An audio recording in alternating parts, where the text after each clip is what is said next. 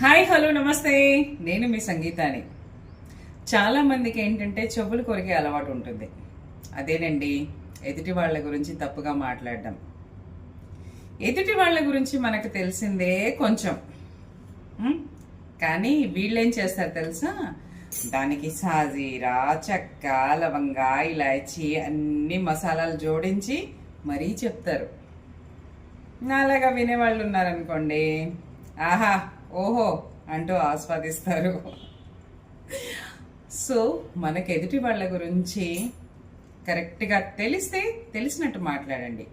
తెలియకపోతే వాళ్ళ అపాయింట్మెంట్ తీసుకొని మరీ వెళ్ళి వాళ్ళ గురించి తెలుసుకొని మాట్లాడండి.